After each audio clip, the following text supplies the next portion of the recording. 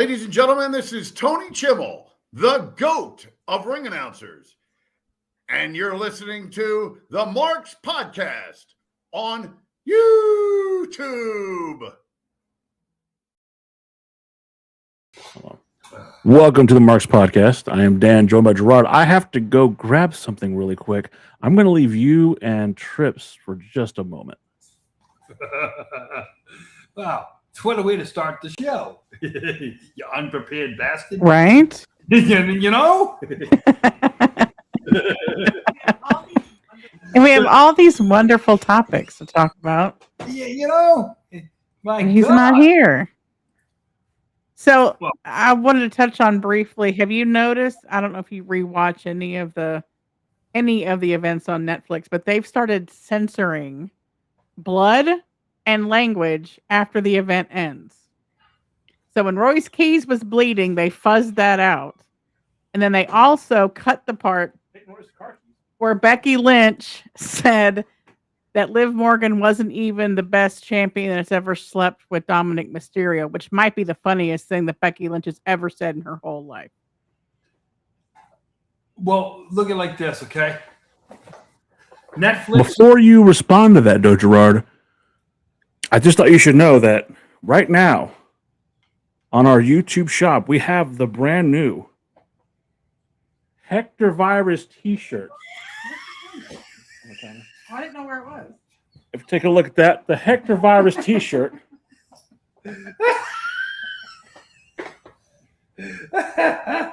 Available in many sizes and in a hoodie form. Again, that is the Hector Virus t-shirt.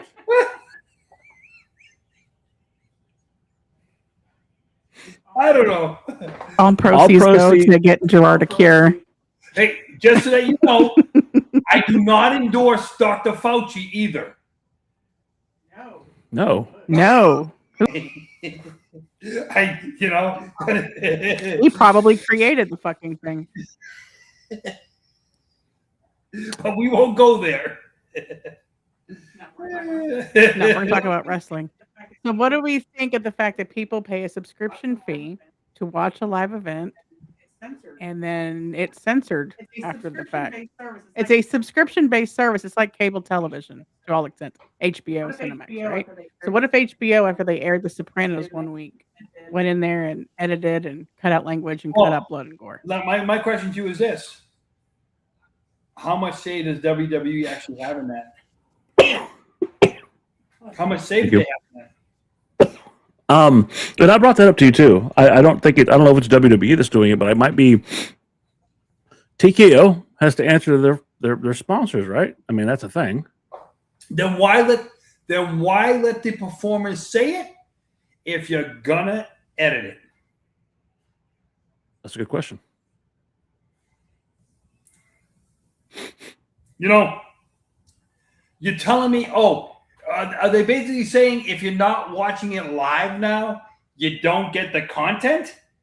I don't know, because now they're using more and more censorship. I mean, adult. Well, no. During the live viewing, you're hearing more and more adult language. Go over to SmackDown. Kevin Owens saying to CM Punk's, "I know CM Punk." I'm turning into fucking Gerard CM Punk's over here. Saying stuff like, I know what not to do to become a piece of shit like you. Yep. And you know what? That's on USA. Now, let's go back and say, what channel? When they were on the Attitude Era, what channel were they on? USA. And wait a minute, who owns USA? Oh, I know, Peacock. The cock. Is Peacock trying to allow them to be a little bit more risque to get the viewers back? Because I'll tell you this right now. If you could get SmackDown back to the viewership that you used to have with Raw, and Netflix stays stagnant because of the stuff that they cut out, is it a win? They're not cutting it out. during the show. They're only cutting it out at the end of the show when they rebroadcast it. Well, here's my thing for you. So let's just say I tune in at 8:30, okay? And it says watch live or watch from beginning. If I watch from beginning, this crap is cut out. Well, it's not. After the live viewing, when they re-upload like I just said, if I play it from the live thing, so if I start watching it at 8:30, so if you still watch it as it's live and you watch whatever they have ongoing right now, they haven't edited it. It's still correct. Fine. You can watch 20 minutes behind and still see everything that happened. Okay, so how long after the regular show ends do they cut off what? I'm not sure, but I know that after the end of the show, I think it goes down for a bit, but as soon after that, when they have the revised version, it's all cut out unless you see it live. Which it meant it could be a tactic that they want you to watch it live so you don't miss these things. But I don't know. That's kind of, if it's a tactic to watch it live so you don't miss, tell people that. Just tell them, hey, we want you to watch it live. We don't want you to go watch the replay because. How many times have you ever heard? JR used to say it all the time, folks, this is live television. Sorry, we're live. Well, and again, I do want to talk about something. Speaking of JR, he had a surgery. Probably went okay, but he's also decided that it's his time, and he's hoping to do one more show, and that's going to be the Wembley show. Even though he's going to be outside of contract, he's hoping that Tony Khan's, and I think Tony Khan will, give him that one opportunity to do that last big show. I think I can speak for both you and I and say, other than maybe Gordon Soley and Bobby, there's not a greater announcer as far as wrestling than Bobby the Brain. I'm sorry, than JR. I think I can speak for you as well. Would you agree that if they can get Lawler to do one show for AEW with JR? I think that would be a touching send-off. I think that would be I don't either. Let's not even say the whole show. A match where you could have Lawler and I don't know, and it's not because of one, Jerry's health is not the greatest. He had that heart attack. Right. that was a while back. Like I talked to when I did the interview with Raven. He seemed crushed when we talked about it because he looked up to like say what you want, but Scott Levy, the man, like Raven. He was also known as Scotty Polo and Scotty Flamingo in WCW. But he looked up to the old Memphis territories. It was because of him that I got into those old Memphis territories and watched Jerry Jarrett and a young Jeff Jarrett and stuff like that. I really enjoyed it watching Austin Idol, when he was teamed up with Paul Heyman going against fucking Jerry the King Lawler. And it's crazy, Gerard. We're getting older and time's passing us by, and these people that we watch on a weekly basis, they aren't the same anymore. Well, I would like to lead into that too, the passing of Dory Funk Jr.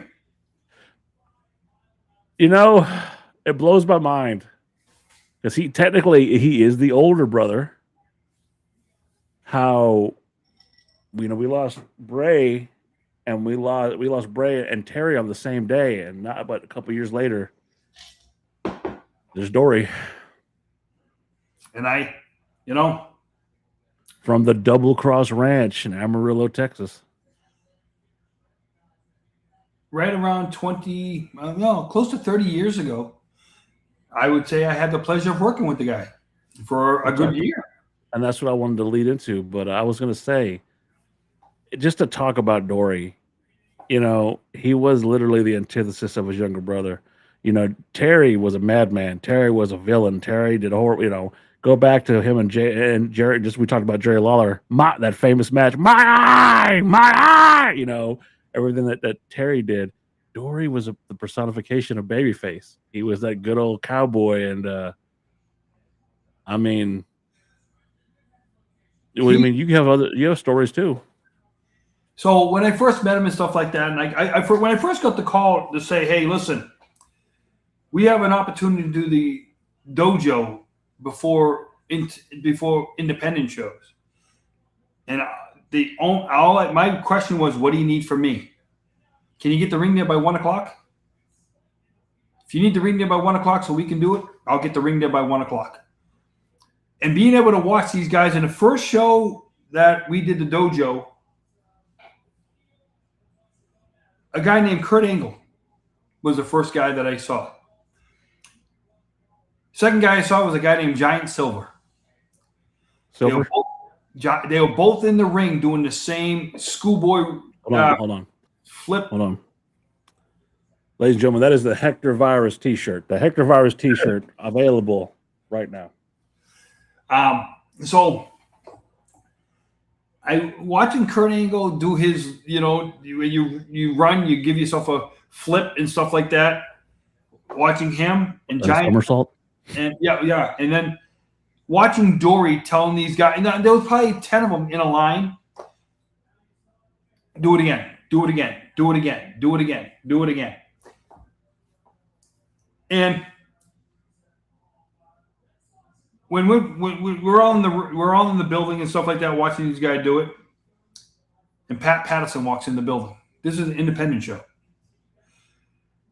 and I look over and I'm like, "What the hell? Pat Patterson is in the building for an independent show?" That showed me what kind of guy Dory Funk was, because they're training guys. And Pat Patterson comes to an independent show to see the guys that they're training. Jordan, right before we went live, you and I were talking about somebody. He is the personification of babyface. There will never be another. He's still with us, thank God. But there will never be another, and I'll say it plainly, Ricky the Dragon Steamboat. Right. No one had a better work ethic than that man, and no one could play the character he played the way he did it. To talk about how great he was, we talked about at 60 years old, he had a hell of a match with one Chris Jericho. Not only did he do that at WrestleMania, but he did it at the following pay-per-view, which was Backlash. Now, that being said, at 60 years old, he could out-wrestle some of the guys that were on the fucking roster. So what I want to get to is, we talked about the current state of wrestlers, the current state of the way they are, their mentality, and how I think you agree with me on this, there's a lack of fucking effort being put forth. Because I'll tell you right now, I watched fucking NXT for the first time, and it feels like months the other day. Don't recognize one motherfucker on the damn thing. I saw some women on there that were just killing it, and it goes back to what we talked about a couple weeks ago with Grayson Waller and how he dropped that fucking, what people are calling the pipe bomb 2.0, and he's right. You got a bunch of guys on the fucking screen. I don't know this motherfucker's name. I don't know that guy's name, but they put very little effort in what it looks like, and the women are taking it away right now.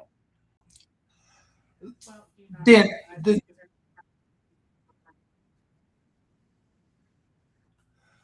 here's my thing for you, and you guys should understand this. I would like you to come back and reiterate what you were saying and why, because people aren't trying to get their spot, and they should stop blaming storylines and start blaming.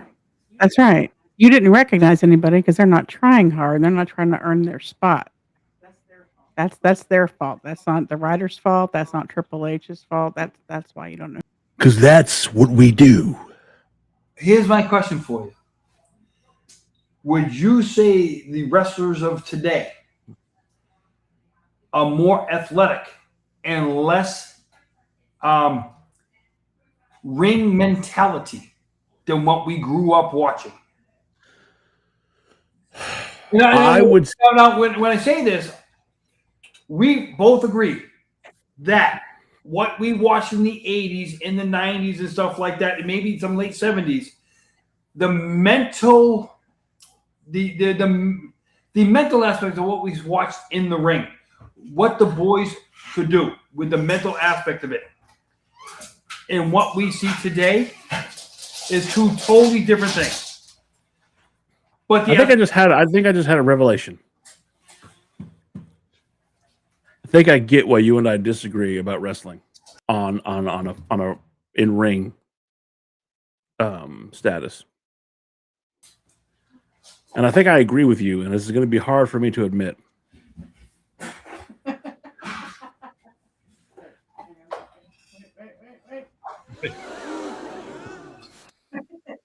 The wrestlers that we grew up loving knew how to go in there and with very little momentum with movement, just simply with body work, body language, and facial expressions could sell you and tell a story. Where a lot of the wrestlers nowadays are absolutely trying to get to the next big spot instead of trying to, like, they're more worried about the athleticism and doing some stupid hippie flippy jump or fucking massive spin around fucking tornado tilt-a-whirl backbreaker DDT suplex than actually making a match that means something. I heard something last night on SmackDown that I actually thought was a great quote. Cody Rhodes was talking to Randy Orton. Leland, I'm glad you're back. I missed you. And yes, I agree with that. Randy Orton, Cody Rhodes said on the last night to Randy Orton, where he said, Leland, I agree with you. Don't push it, damn it. All right. I'm already admitting that. Jesus. Where Cody said to Randy, you call yourself the legend killer, but you're the only legend left. Okay. I'm sorry. Cody's gonna have to do something more than spit out a fucking cute phrase for me to fucking care about him. No. What I'm saying is, though, in a way, he's right, though. No, he's right. Is Randy Orton the last of that generation? Yes, 100%. And because Batista's gone, Lesnar's gone, John Cena's gone, hell, AJ Styles is gone. Undertaker's gone? Well, Undertaker's not from that. Like, no, Undertaker's well before that. What I'm saying is the era of the mentality of the boys in the ring who could sell you like that. Randy Orton's the last one. Yes. And when Randy Orton, and I'm glad you're praising Randy, but like last week you were saying that Randy didn't deserve shit because of everything he did in the past. I just said because of his time away from the ring, he didn't deserve to beat Cena. That's all I said. But I'm telling you, you're just saying that because you're fucking so upset his ass because he's a fellow fucking Massachusetts native. Well, 10 miles away. Well, it's not like Texas, where I live in Texas. It could be 1,000 miles away. That is the Hector Virus T-shirt, ladies and gentlemen. The Hector Virus T-shirt. But my saying in that is this, okay? It's very good quality too. The mentality of the wrestlers today compared to what we grew up watching. In-ring mentality. I agree with you. No, I'm saying in-ring. The guys when you can have that in-ring mentality and not need to talk a lot in the match, the Savages and stuff like that, who he didn't need to talk in the ring to sell his match, he could get it done. The Steamboats, they could talk, the Perfects, the DiBiase, those kind of guys that could talk in the ring and get it done. And not Gerard, back out and come back in. You're lagging a little bit, but I agree with you. Back out and come back in. Hold on a second. BBD.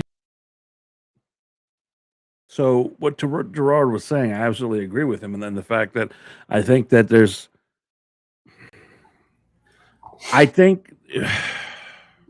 how do I say this? First of all, for you to agree with me, people, can we write this down at August 8th, 2026?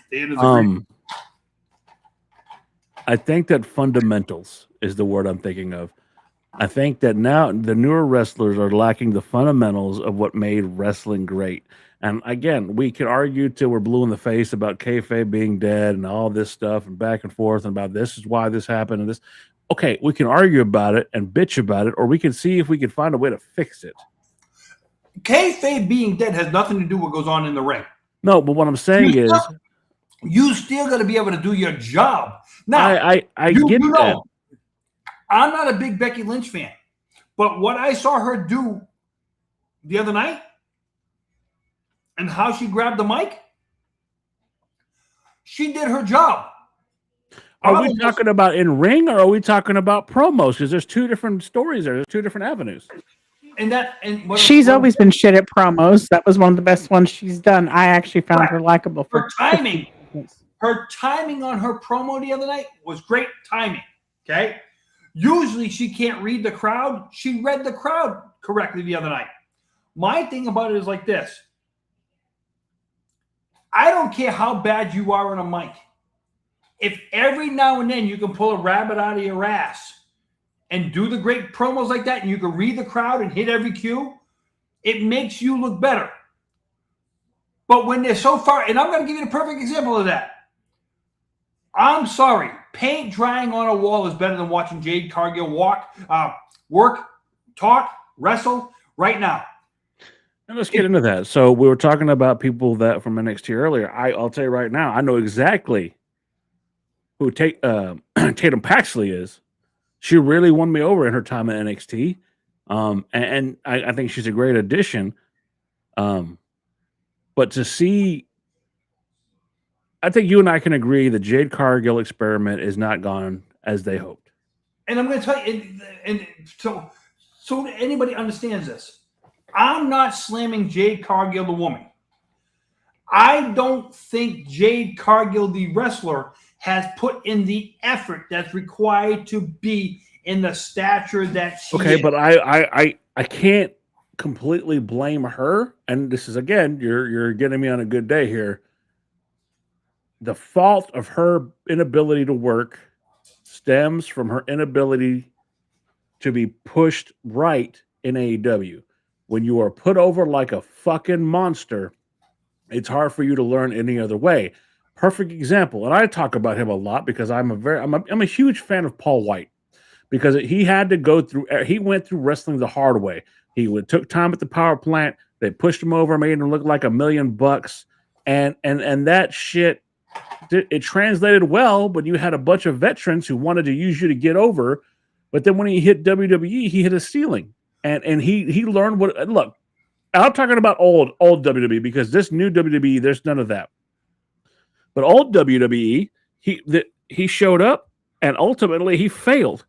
He goes back to telling a story of when they wanted to do him and Austin at WrestleMania, and Vince came to him and said, "Well, I want to put you with Austin, and I want to put this and do this." And Paul looked at him and said, "Well, whatever you're going to do, I'll do it." He should have said, "I'll rip his fucking head off and shit down his throat." There was a time, and it goes back to what we've been talking about, where. Look, Gerard, you were there for a good time. There was a time when you would fucking sell out your own grandmother to make sure you got ahead. And that's how these guys treated the business. Terry Bollea, perfect example of a guy who goes, "Hey, that doesn't work for me, brother," because he's going to make sure he's going to make money. I'll give you a name of a guy who, if you think about it, he was the pre-Big Show, Hillbilly Jim. I agree. Okay. Supposedly a fan, they pulled out of the arena, and you know what? The arena. You're not making me pull the shirt up again. The arena. And so they made him come in and stuff like that. Basically, hey, he was a fan who did this. They pushed him to the moon for like 6 months and realized he was what he was. He was a hick. He was a mud hick from Mudlick. Let's just say it. Okay? That's what he was. Like somebody else says, you can't fix stupid. Well, you can't train the untrainable. You just can't do it because they're going to have their set ways, and that's it. Well, and that's what I'm saying. Look, Jade Cargill, 100%, great look, great everything. I mean, she's got the body for the business, very athletic. But wrestling is not something you just learn over fucking night. I think what they should have done is after the Naomi match, they should have taken her off TV for at least 3 or 4 months and had her grinding drills. But they didn't do that. And you've had her on TV constantly, and she's just... You know what would have been great for Jade Cargill? Is to get into the ring, off camera, running drills every day with somebody like Mickie James. I think that would have been great. But in the end, what exposed Jade was her rivalry and her program with Tiffany Stratton. And what it did was Tiffany, I'm not saying is the best in the ring, but the girl can wrestle. For a girl who is just a gymnast, I mean, an accomplished gymnast, but a gymnast nonetheless. And Tiffany went out there and she was believable. And she did work at NXT. They should have put Jade at NXT, and she should have been at that performance center every fucking day, grinding. But they saw money. They saw dollar signs in her. That was one of the first, after Cody, one of the first big AEW crossovers. And again, we're getting more and more of that. And I hate to say it because, again, it makes me look bad for being an AEW fan. But look at Powerhouse Hobbs. I don't think he's lived up to the hype as much as I liked him. I like Will Hobbs. I think he's a damn good fucking specimen of wrestling. Here's a question for you. How much smaller does he look in a WWE ring? Agreed. And we talked about that because that extra 2 feet means something. Absolutely. But, you know, and when you say that extra 2 feet means something, here's my thing for you. That's a production problem that AEW had, okay? Because let's just go back to where we always go back to the video where Andre's standing with Vince.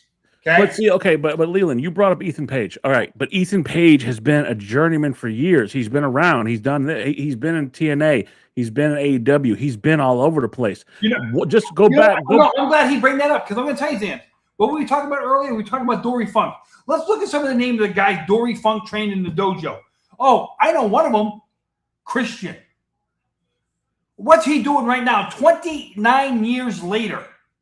He's still looking damn good. The other one, wait a minute, hold on. His name is Edge. What's he doing? 29. Still looking damn good. The Hardy Boys. I don't know about Matt, but Matt's looking a little less good, but his knees are fucked. Some of the guys that went through that dojo that I watched. So Leland, let me. I'll just give you a crash course. The Walking Weapon, Josh Alexander, who's also in AEW right now, not so much on TV, but Josh Alexander, his time in TNA with Ethan Page, they were called the North because they're both from Canada. They went on one of the best tag runs I've ever seen. Ethan Page was a talker. Josh was your fucking in-ring guy who, like, he was the Walking Weapon. He was a machine. He was the Canadian version of Kurt Angle, basically. And they did amazing things. And then they split. Ethan Page ended up going to AEW for a bit. Really didn't do much, but then came over to NXT. And again, you saw the body of work that Ethan Page is capable of. But the thing is, Ethan Page had years under his belt. And I agree with you about Christian. Let me get fucking Gerard on that same page. Gerard, I understand you have a father. I mean, the shit talk that comes out of Christians. This is the best work I've ever seen him do. Look at some of the, and that's why I'm saying, let's go back to the homage of Dory Funk to where, look at some of the guys he actually trained that are still around today. Well, can we agree that it may not be the company? Because think about this. Christian was never given the opportunities that he's been given in other companies. Christian was very limited in WWE. Remember, he had hold on. Let's just put it like this. When he was in the Brood, we can all say that the Brood was one of the greatest gimmicks ever. That gimmick wasn't going to last. All right, that was okay. So here, maybe you'll agree with this. Hey, Dan, the 5-second pose with him and Edge. But that wasn't the Brood. That wasn't the Brood. Hold on, hear me out. The 5-second pose. Here's the equivalent I can give you. The Brood for Edge was the same thing as the Nation of Domination for The Rock. It was a vehicle for them to get over. But here's the problem with that. Christian was the John Moxley of the Brood.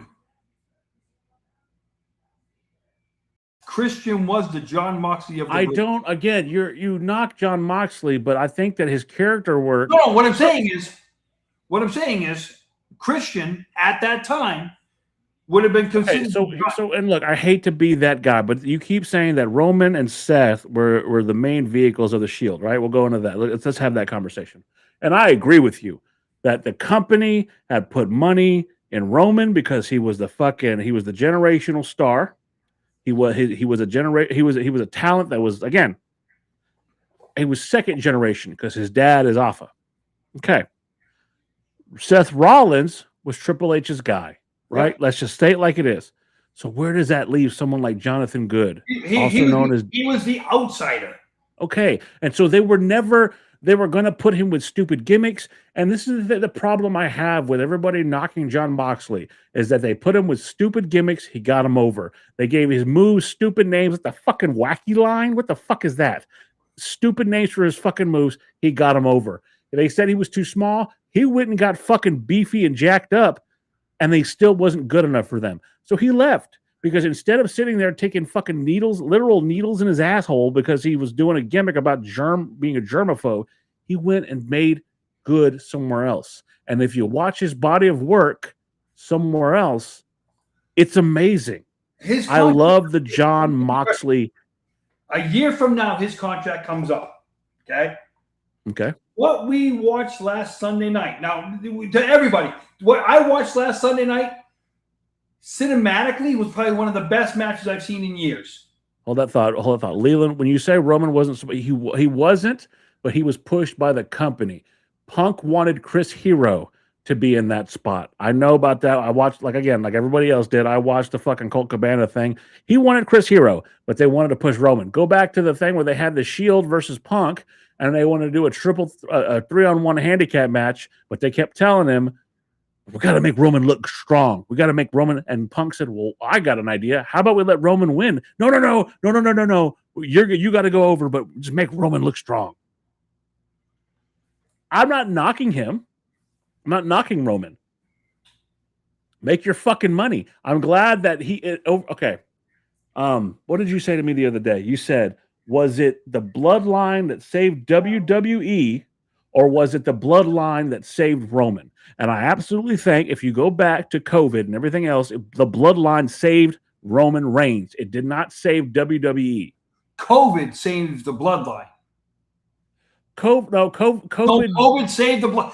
The bloodline wasn't okay. So the bloodline was in its infancy. Okay, right. I don't think it was COVID. I think the COVID got Roman a platform where he wasn't instantly booed. The reason I say that is because think about it for Dan. For one year. Hold on. Roman coming in during COVID and beating the Fiend, who was the most over motherfucker they had. Bray Wyatt, Wyndham Rotunda was the most over some bitch in the game with a fucking Jason mask and fucking whooping that ass. He was over, and people loved the gimmick. But you know what? It wasn't their design. It wasn't their thing. It was Wyndham and Tom Savini who came up with an amazing $1 million idea, sold masks, sold belts, but it wasn't Vince's fucking baby. You know who was Vince's baby? Roman Reigns. And so they put Roman Reigns, no different than they did the same shit to fucking the Fiend when they had Goldberg beat the Fiend. Oh my God, we have to have a superhero come in and beat the bad monster.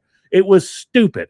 And you fucked up a gimmick I take this very personal, because right there is one of the greatest fucking gimmicks and storytellers you ever had, and you wasted years of his life. And I know that we didn't know that he was going to pass away and that COVID was going to do to him what it did, but you had a guy who gave his life for a business. You talk about generational talent. He was second generation. His father was Mike Rotunda. His fucking uncle is Barry Windham. And you couldn't give him the time of day because he didn't fit your fucking superstar, muscled out demographic.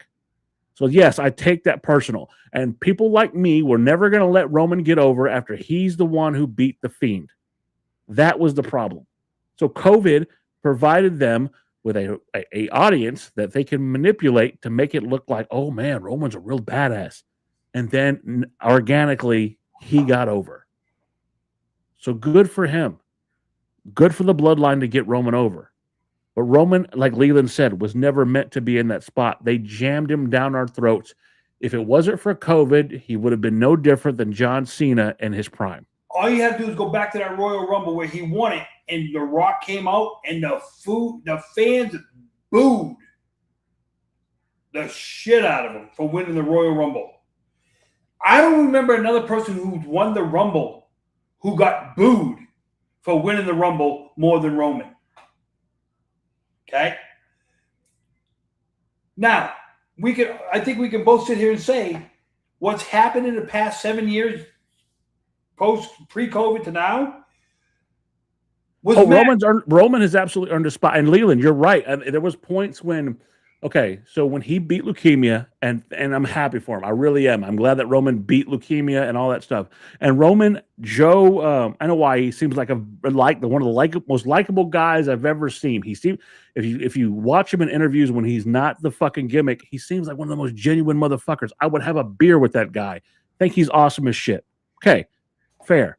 And Leland, you and I go back and forth on this. I'm not the one who likes the blood and gore. Someone over here to my left loves the blood and gore. I literally just bought her the fucking AEW Sicko shirt, which just came in, and it is amazing. Fucking crisp, sexy, beautiful thing.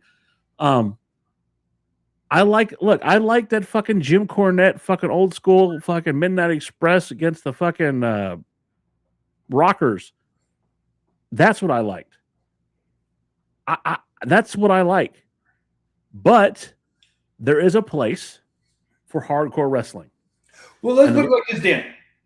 How many times in a row could you watch the original tables, ladders, and chairs match with the Dudleys, the Hardys, and the Edge and Christian on Rewind?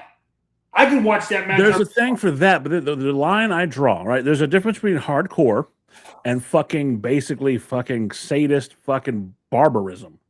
And when I see John Moxley getting fucking stabbed in the head with a fucking dinner fork, I draw a line. When I see fucking Swerve Strickland and Hangman Page sticking syringes in their faces, I draw a fucking line. I'm sorry, it's just not for me. Some people like it, and I get you got a syringe of me.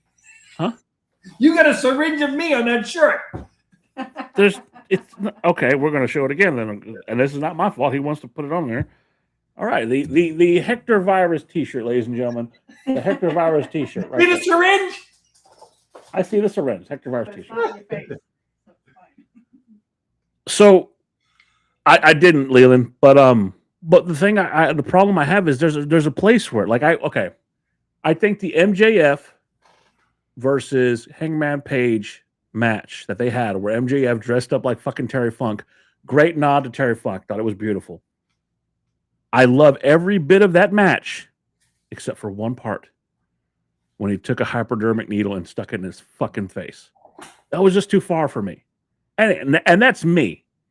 I think the Jericho match recently wasn't bad.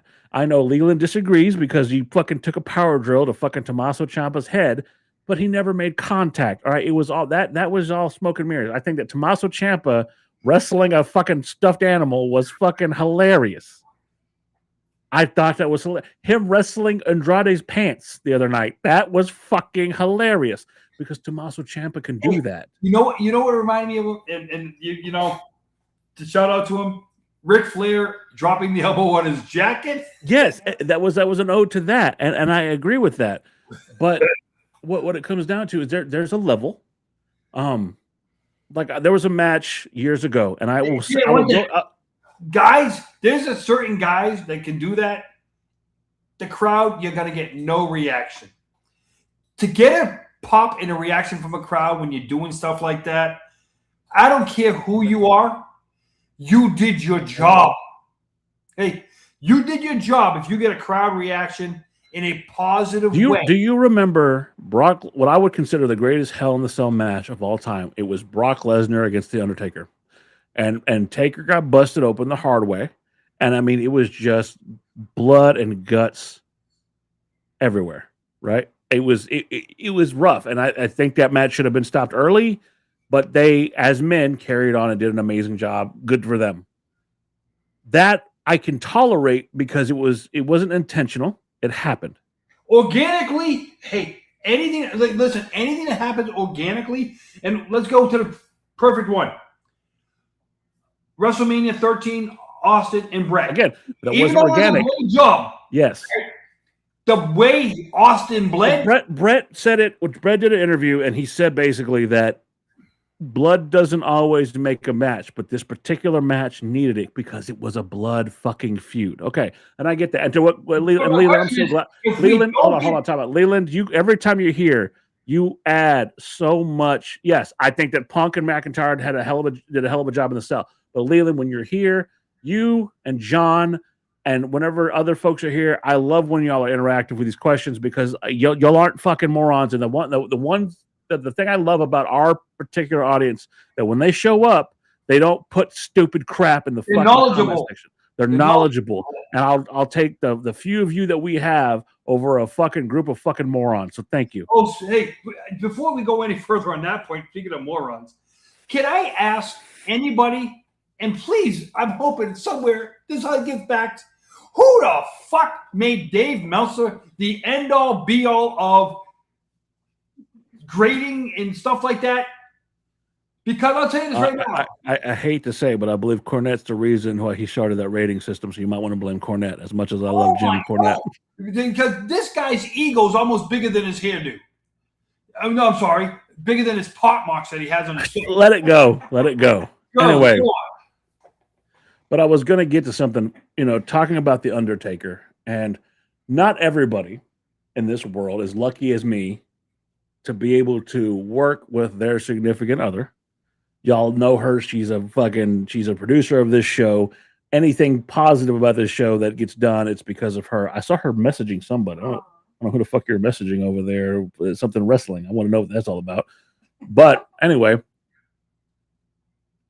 I can work with my wife on anything to do with this show, with anything we do on this channel. She's a great documentarian. Y'all have seen her work if you watch the Vince video. But certain people are not having such a fun time, some people are saying, working with their wives. And I'm going to leave it to you. You tell us about this. What's going on with Mark Calloway and his beautiful wife? So apparently the honeymoon is over. Undertaker no longer likes and enjoys the 6 Feet Under podcast and said, quote, "I'd almost rather go to the dentist and pull a tooth. How much longer? You say years. We're probably talking months. I think when this contract rolls out, we won't be renewing." Now, what's funny is he got a lot of heat months ago for booting his co-host and bringing in Michelle. And I'm trying to find the quote. Give me a second.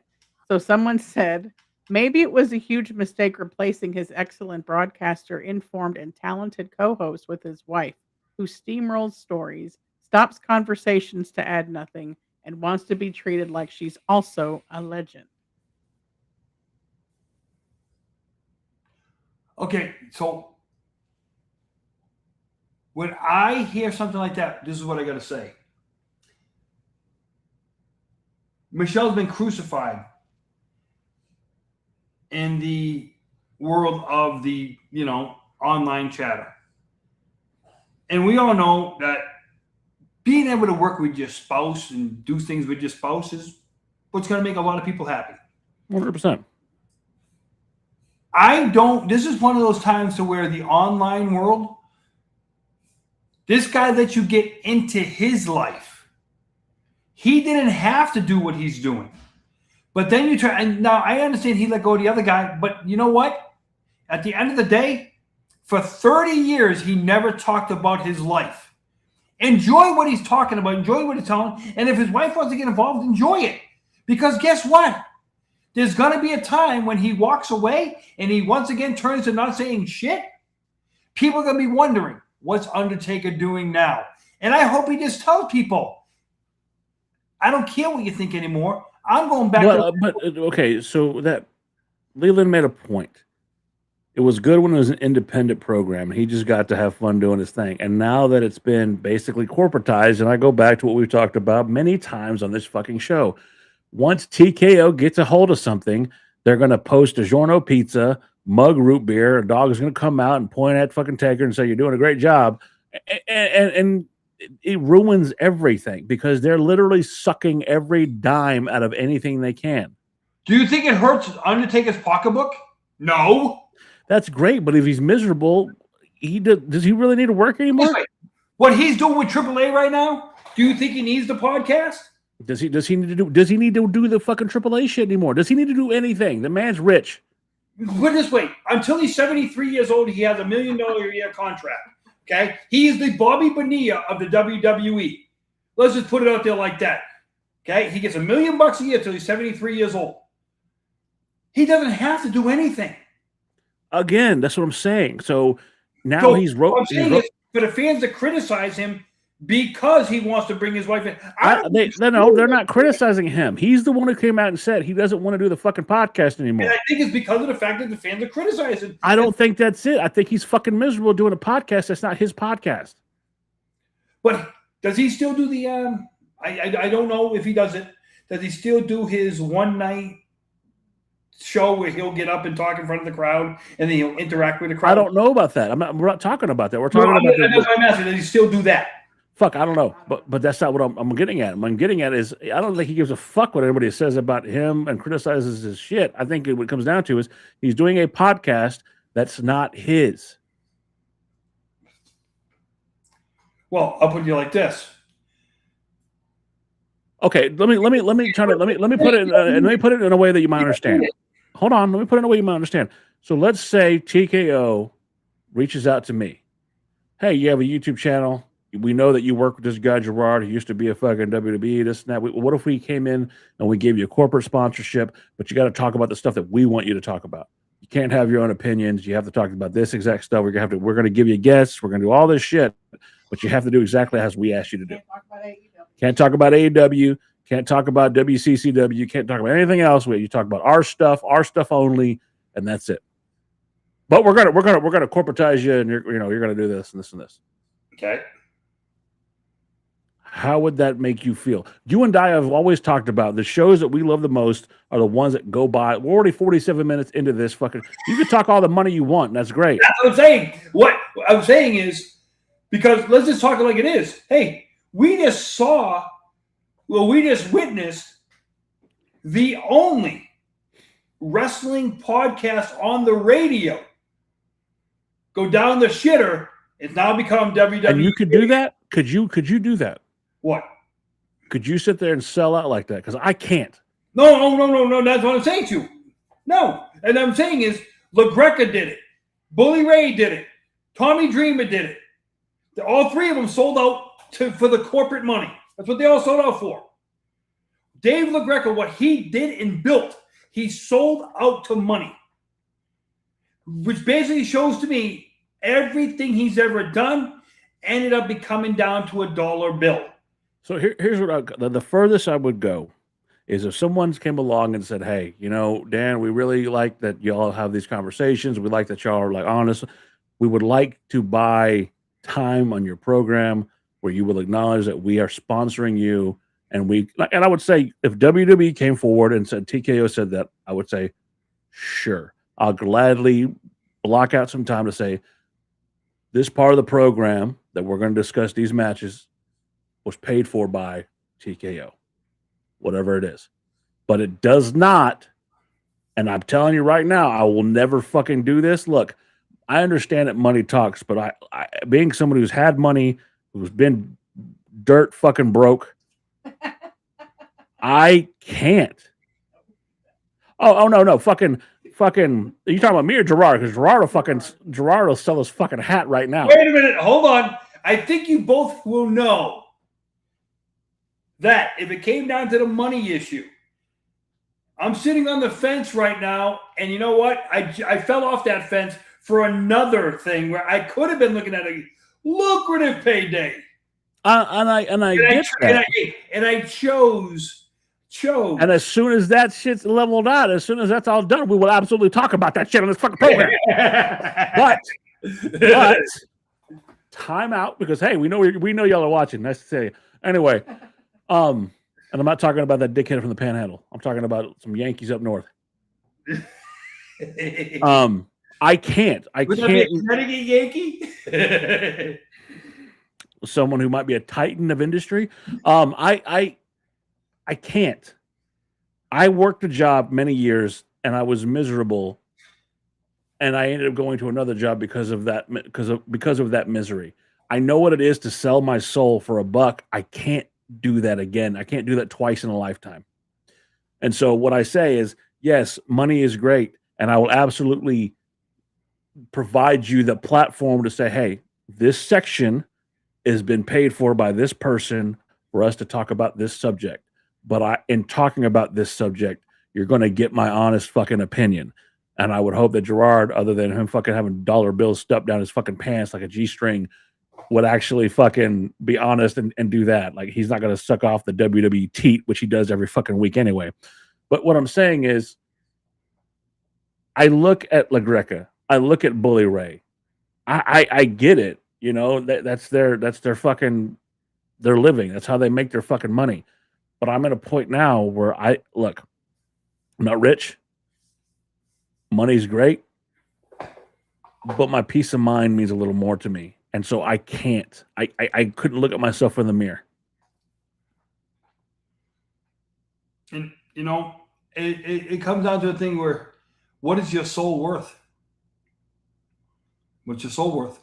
Unless this one over here told me that she believed in it, I couldn't do it, because ultimately she is my moral compass. She is my guiding light. And if she says, well, we should do this, and I'll say, I do this because she believed in it.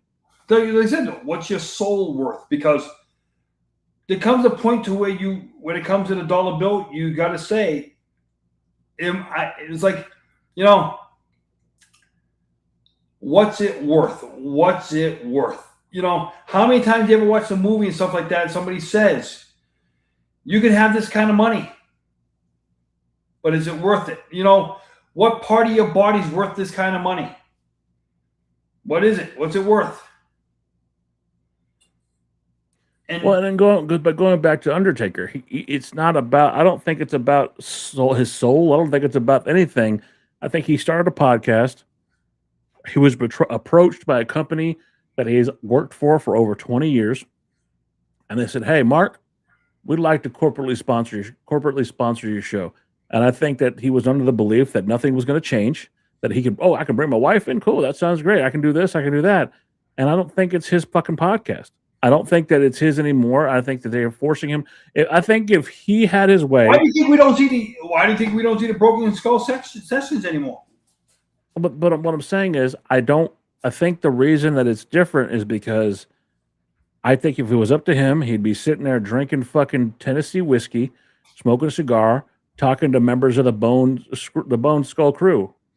I think that he would be sitting there talking to fucking the Godfather, Henry Godwin, and the rest of those guys that he grew up in the business with, having a good time and shooting the shit and telling stories. Instead, he's forced to talk to this guy. Oh, I got to talk to Braun Breaker this week. Oh, we're going to talk to Cody Rhodes this week. Oh, we're going to, and instead, he's a guy who's like, look, he's paid his dues, and a lot of us would enjoy just listening to him talking about, shut the fuck up with your fucking product placement shit. I think that he's a guy who just wants to sit down instead of talking to a bunch of young kids that he doesn't agree with. And he said it before, he doesn't agree with the way wrestling is now. And that's his right. He can believe that. And hell, we do the fucking same thing. I'm the middle line. Jacob is the fucking young kid, and you're the older statesman in the fucking group. And we find a way to make it work because we're all passionate about the fucking business that we've grown up loving. You know, if you took that dynamic away, this wouldn't be a fun show for me anymore. And all you got, and if you ever hear the way people talk about Mark Calloway, 100%, Leland. If you ever heard the way people talk about Mark Calloway, and he would tell you, 35 years he lived the gimmick. He didn't let anybody behind that gimmick. When he opened up about it, people, oh, it is a great blah, blah, blah. Unfortunately, we live in a society today, people are so short-sighted to where the fans nowadays will flip on you on a dime if you don't give them everything they want. Not what you want to give them, but you give them what they... If you don't give them what they want, they'll flip on you on a dime. And ultimately comes down to fuck you. Yeah. And I think that there are so many people now that are afraid to say two words. Fuck you. I don't care. Who's the BSK? The Bone Street Crew. That's fucking Taker and the guys who used to play fucking dominoes back in the day. Oh, okay. Taker, Yoko, all those motherfuckers. Okay. No. But that's what I'm saying. Like I think that he would have rather have been there. How do you not know who the BSK is? It's tattooed on his fucking stomach. I thought it was one of his This wives. guy calls himself a wrestling fan. This guy over here calls himself. I just thought it was one of his ex-wives' initials. I don't know. Because, Are you done? No, I'm just saying. But when it comes to certain things, like you said, ladies and gentlemen, we really want to get Gerard out of this mess. The Hector Virus T-shirt, ladies and gentlemen, the Hector Virus T-shirt. So I do want to talk about we keep talking about fans. We talk about do we want wrestlers to push themselves harder? And someone who I think pushes herself to a limit, and it might have caught up with her finally, Rhea Ripley is going to be out for a significant amount of time. She just underwent surgery. They thought they were going to be able to baby this thing, and apparently they're not. What do you think about the loss of Rhea Ripley? Depends on how long we're going to be without her for. Because I'll tell you this right now. How old is she? And now, what is her age? Honestly, what's her age? I think she's barely early to mid 30s. 29. So 29. She's 29 years old. She recovers. She has a career left. Okay, we can just say she has a career left. Well, even up to this point, she's had a hell of a career. Depending on how long she's gone, when her music hits. Okay, so hold on. Do you remember last week before you heard that meow, da-na-na-na-na-na, and one Canadian came out and tore down the fucking house? All he complained about is, "Oh, is he going to come back the same?" And I don't think Bailey was been the same since she told her hurt her ankle. No. And he was right. He didn't want Kevin Owens to come back if he was going to baby it or he was going to not half-ass it, but really play it safe. I understood Gerard's point. I can't even fault him on that. Sorry. This week, everybody's agreeing with Gerard. Somebody's sleeping on the couch today. And I mean that being me. Hey, wait a minute. What's that's going to change from any other day?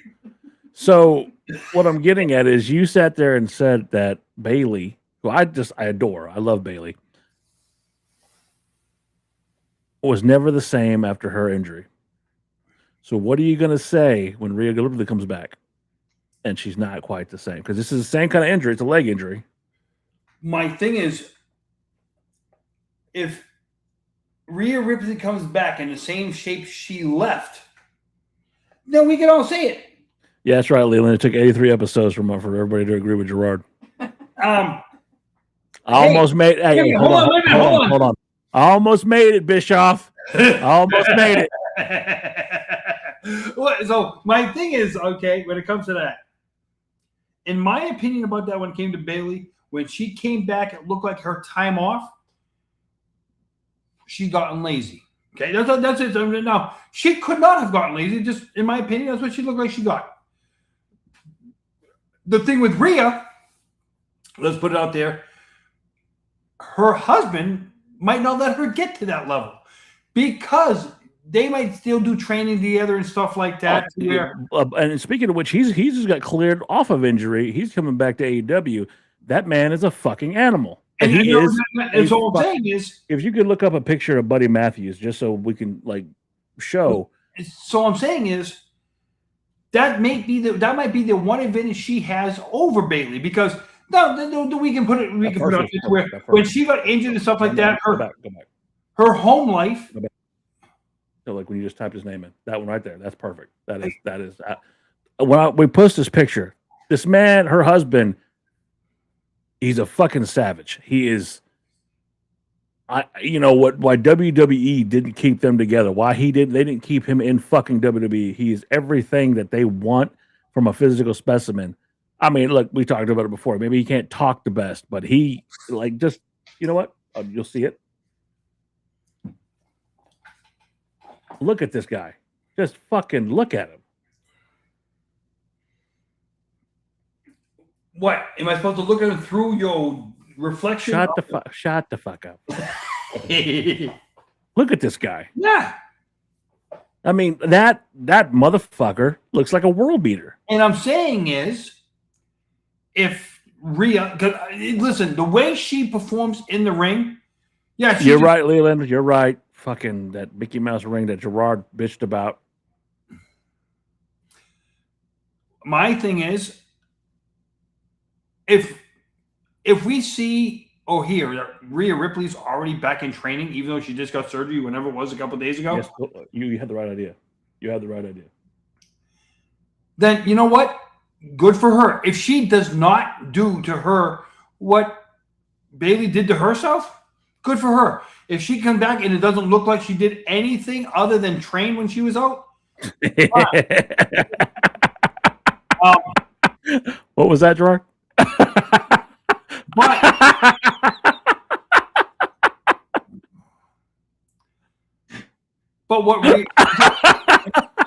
how long is she going to be out for? Because nobody's come out and said how long she's going to be out for. No, but it's sounding like it's going to be substantial. Who's going to be in the ring with her, keeping her in ring shape? Is it going to be Buddy? Can she get any of the other girls to be? I don't think he needs to, because she's always been a professional. Like, if you look at anything Rhea's done, like she takes. Go back to what we talked about earlier about people who take this fucking industry seriously. She's one of those people. Yeah, she's one of those people. How many times we heard recently? And Corey Graves. What's going on, John? We're just bragging about you and Leland earlier. And Corey Graves says it a lot of. There's a difference between being in ring shape and being in shape. What kind of in ring shape will she be in when she gets back? Besides just being in shape. I think she'll be fine. Like, I don't worry about her. Like, again, you saw something different with Bayley than I did. I thought that Bayley came back. I think she was absolutely in the beginning tentative, but remember, she did the whole damage control fucking program for over a year. They did an amazing job with that. But I'm saying is, though, she did not come back the same woman. She looked like she had gained 20 to 30 pounds. As you get older, shit happens. Okay, and I'll be honest, it went straight to her ass, and I thought that was a good thing. See, what's really going to mess this up for Gerard is if she goes the Bianca Belair route and in recovery gets pregnant and has a baby and then comes back, he's going to be very upset. No, first of all, I don't think Bayley's going to go. I don't think Rhea's going to go that route for the simple fact. I know she did. She is so far into her game. I don't know if the thing of life, the problem. I don't think the necessities of life are going to come into her mind right away. And if she does, is that a problem?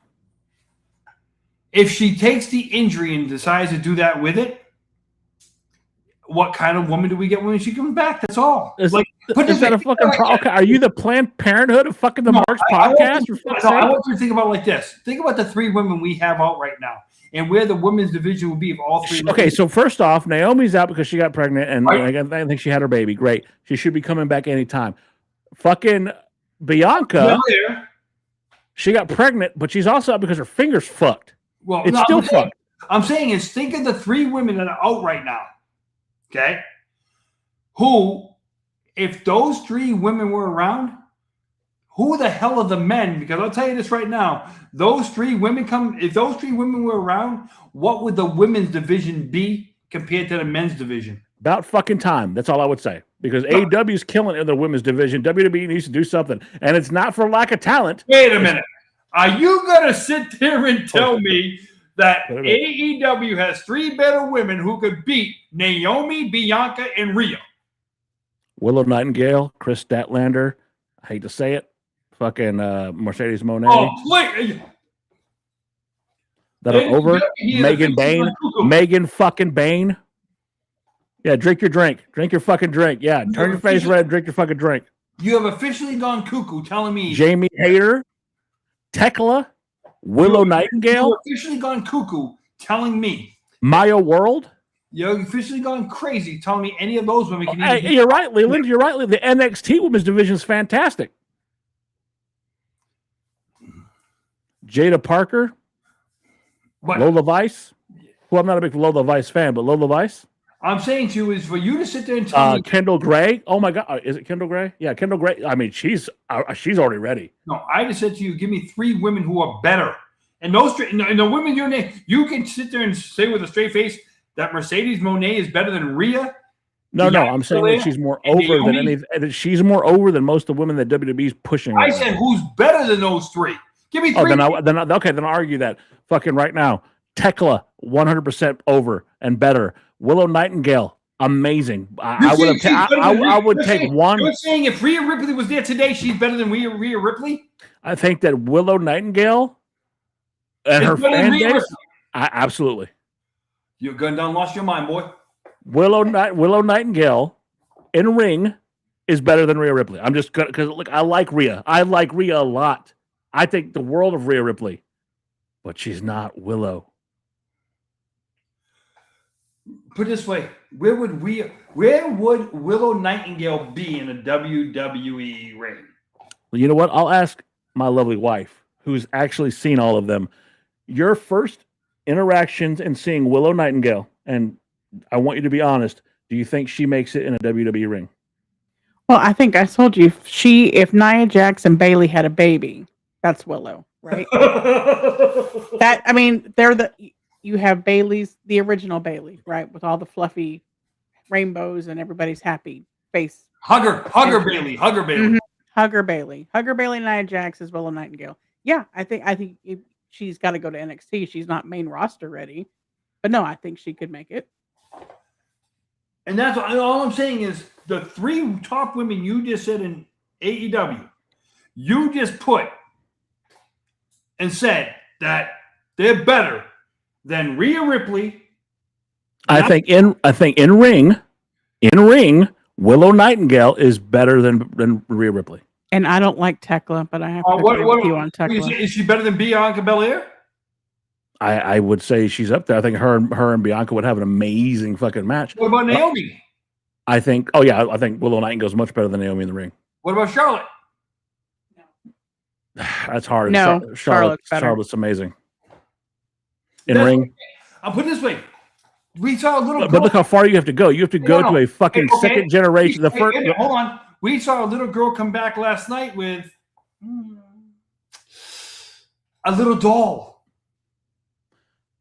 And I think that Little Miss Bliss. You want to talk about a match I would love to see? Tekla. I think, I love Alexa Bliss. Tekla is better than Alexa Bliss. You saw that. Look, you saw that spider chick in fucking AEW. Tekla, that crazy ass fucking Austrian, is better than Alexa Bliss. And by the way, what is a guy doing giving a woman a nut job? Wait, what? I saw somebody kick a woman in the privates the other day. I'm like, yeah, wasn't Christian? Yeah, Christian kicked fucking Marina Shafir in the vagina. I'm like, what is the reason for that? That is a very Christian thing to do. Christian Cage would absolutely do that. But I'm saying, it's like, wait a minute. He's doing his best character work ever. But I'm saying is, kicking a woman there, I'm just trying to figure out what is and then a woman to sell it. It's like, wait a minute. Unless you're Tyler Rex, it doesn't make sense to sell it. Unless you're Nyla Rose. Hell of a guy. Right. I'm just saying it doesn't make sense to sell it. I'd say that because that was something that someone said when we went to a live taping. No, fucking... I would argue that Tekla is better than Alexa Bliss. But here's the thing. I'm not going to sit here and tell you that anybody's better than Charlotte because Charlotte was so natural. Charlotte is just fucking a step above most people. But that's Charlotte fucking Flair. But if you look at AEW, Maya World is amazing. She just won the fucking women's TBS title. Athena, the former Ember Moon. Athena is fucking God's gift to fucking wrestling. You know who just won? I'm going to tell you this right now. You know who finally won me over last week? Chelsea Green. Finally won me over. For years, I only thought she was a gimmick person. She is, but she's amazing. Fucking Chelsea Green. And what can she do? She can wrestle somewhat. She don't even need to talk in the mic, and she can get over with the crowd. Because people love her. You know what? But you were already having that feeling when she came out, and I'll tell you the moment I knew that you were going to become a Chelsea Green fan. It was when she won her first United States title. She came out with gear that was covered in her own face, and you told me and Jacob that was the whole reason you watched the show. That was the best part. Just her ring gear had you over when she came out. Because you know who used to be flamboyant like that, who I loved? Couldn't stand the guy, but I loved it. Rick Rude? Absolutely. He would take a picture of your wife and put it on his pants. Yes.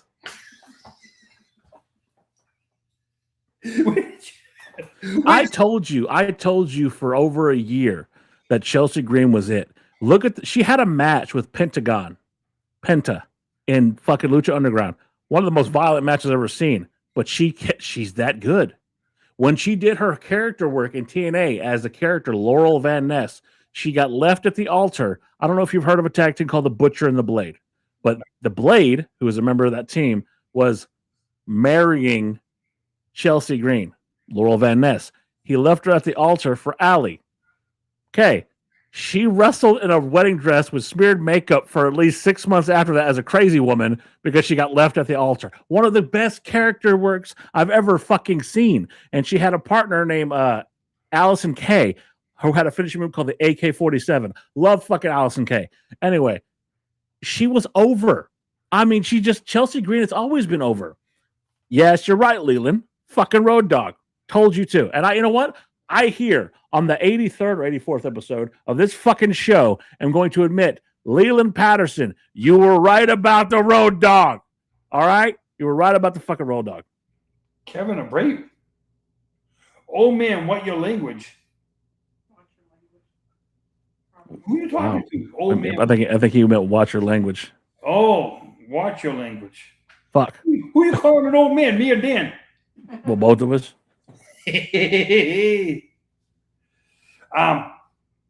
No, I'm just saying the fact of, those women right there, and it comes out, it's like what I'm watching out of these women lately,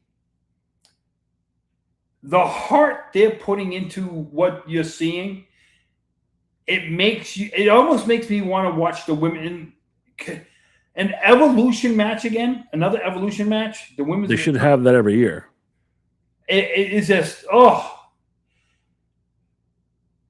some of these women doing it is like, it's crazy. I will never put respect on Michael Hayes' name. And this feud goes deep.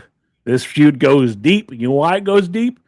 Because I am a fan of the greatest family of wrestlers to ever lace their fucking boots, the Von Erichs. And when the fucking dirty-ass Freebirds came here, I thought they were going to... The only one that was good for me was fucking Terry Gordy. Terry Bam Bam Gordy. Fucking Bam Bam Gordy was the only one I respected. I will not respect Michael Hayes. He needs to take that hat off and fuck off. I'm sorry. Fuck you, Michael Hayes.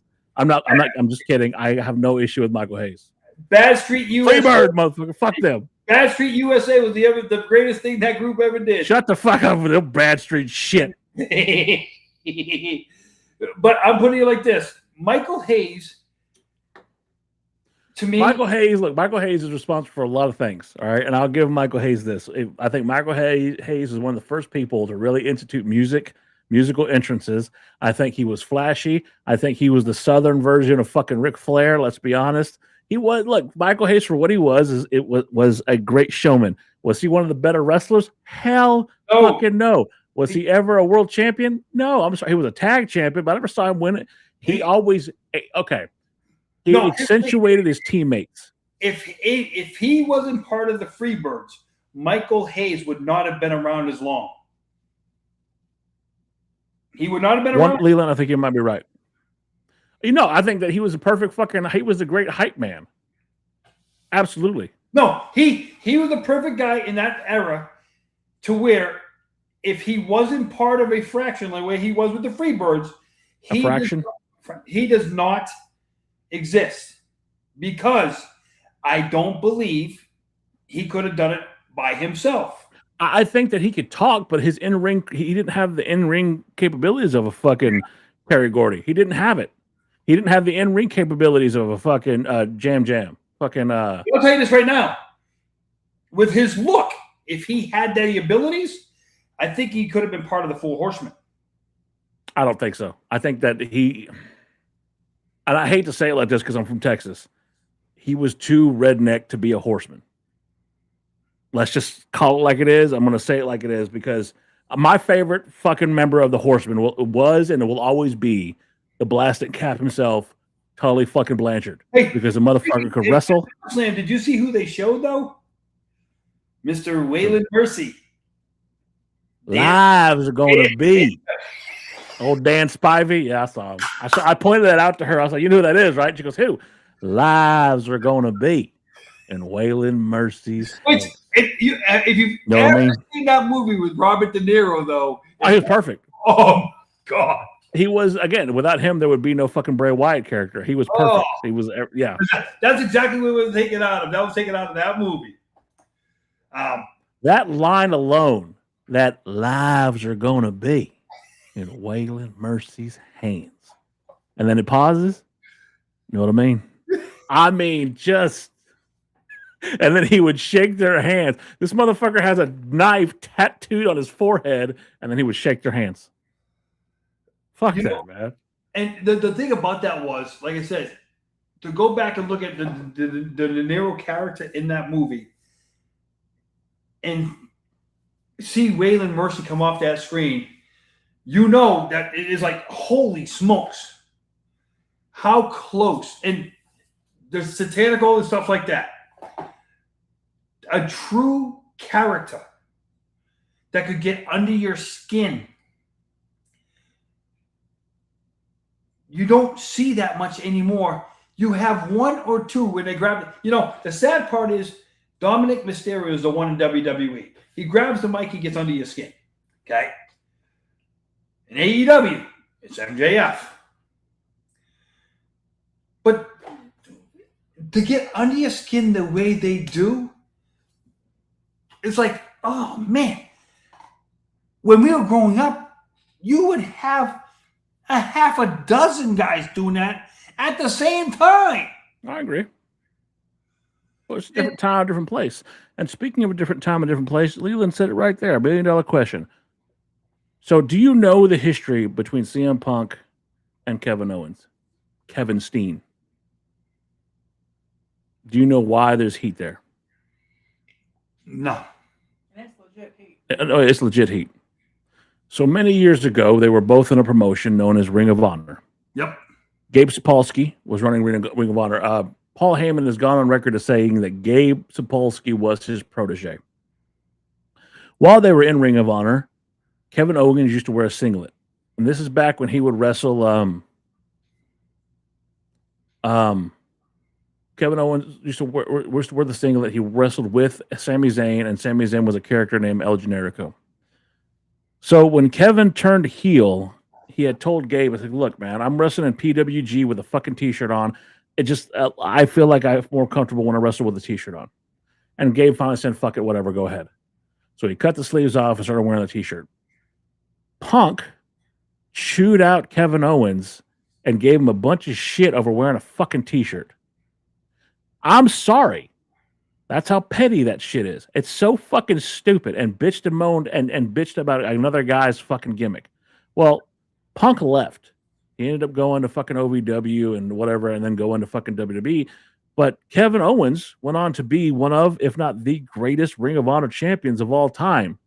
He was the fucking scourge of that place. And what kills me is that Kevin Owens, in my opinion, was more over as Kevin Steen than CM Punk in Ring of Honor. Kevin Steen was the fucking cancer of Ring of Honor. One of the best promos I'd ever heard is he looked Jim Cornette in the fucking face and said, Jim, when you die, I'm going to get the fucking date tattooed on my fucking body because it's going to be the greatest day of my life. Just banger after banger. Love fucking Kevin Steen. Okay. Kevin Steen also happens to be friends with Matt and Nick Jackson, commonly known as the Young Bucks. So when the shit happened at Brawl Out, whenever the fucking Bucks and Punk got into it with his fucking trainer, Steel, Kevin heard about it. Hangman Adam Page is friends with Kevin Owens.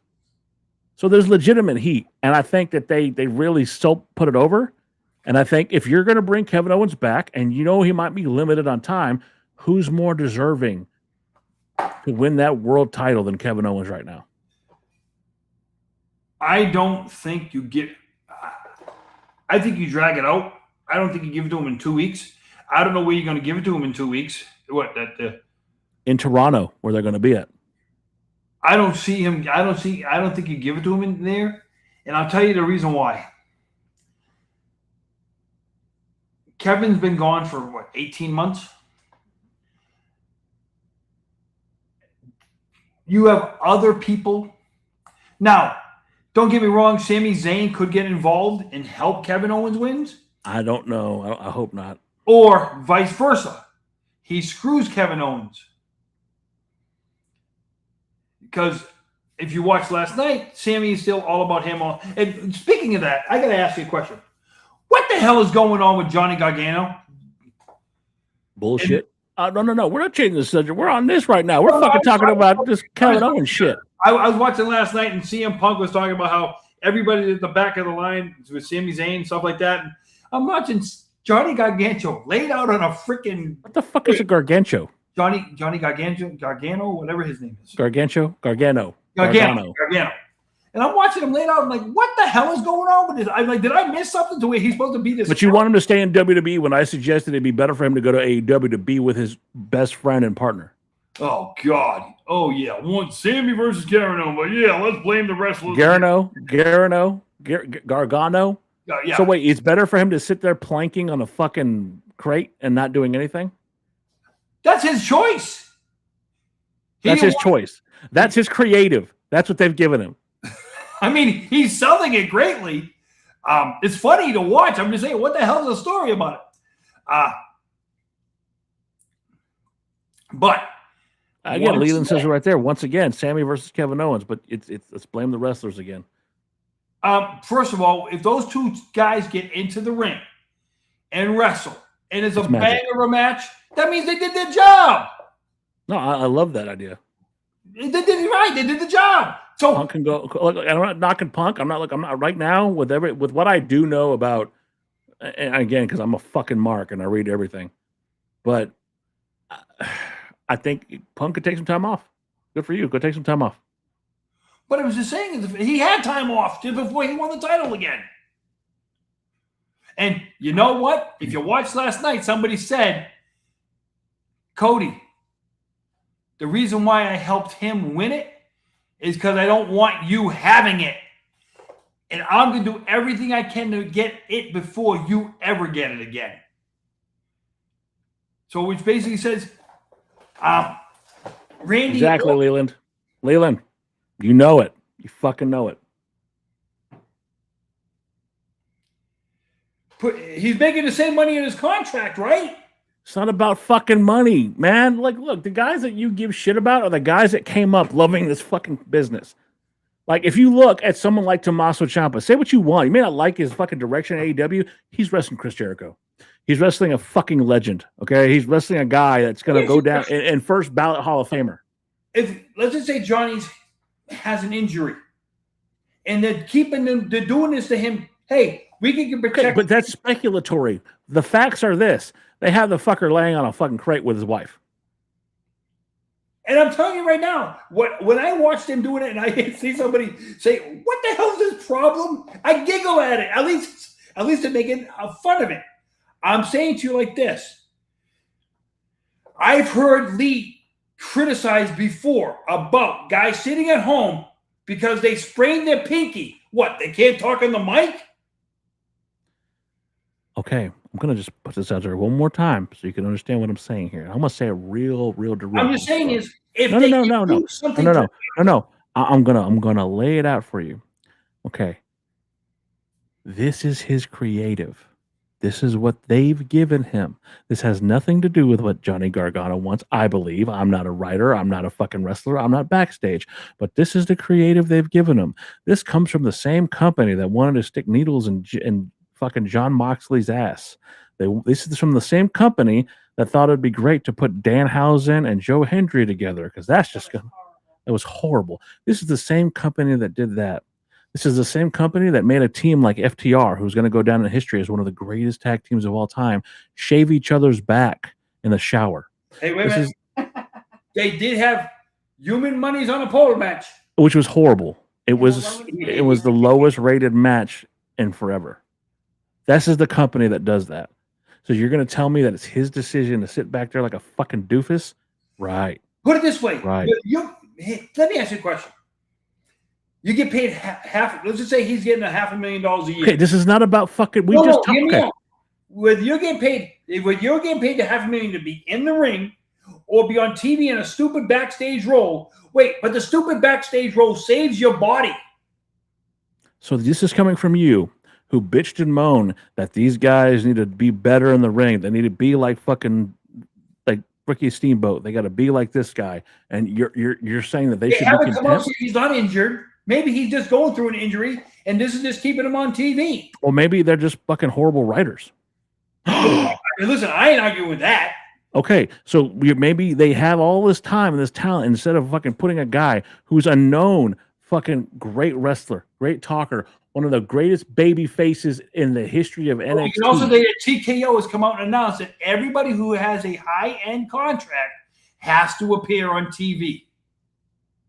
Keywords. I think, Leland, you're absolutely right. I think they're driving the guy into the ground because they know as soon.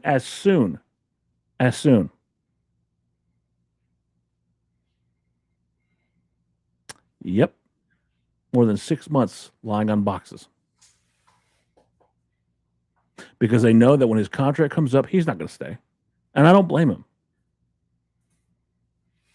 AEW's got better tag teams. AEW's got better women. And AEW has better fucking storylines, in my opinion.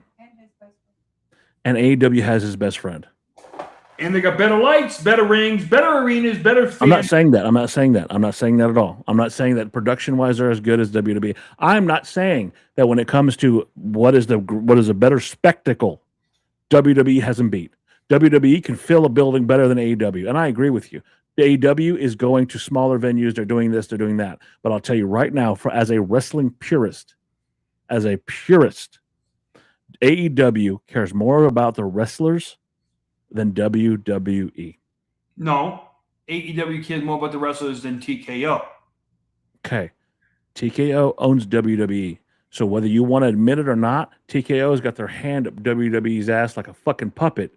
And I'm saying it's called like it is. If it was WWE, I think they'd be taking care of them a little bit better. TKO could care less because if you saw that quarterly report that they came out with the other day, everything to them is all about the bottom line. Yeah, and I think I just fucked up my audio. Can you hear me? Mm-hmm. Okay, I can't hear me. And they lost $35 million in the first quarter with their premium live events. They're not making money there. They're losing it. And so you know what you do when you lose money? You decide to make the Royal Rumble 2 fucking nights because we can't fill 2 nights for anything else. I saw that they weren't going to Arizona. They are, but they're not. They're in talks now to make the Royal Rumble 2 nights. But I saw in 2027 it might not be.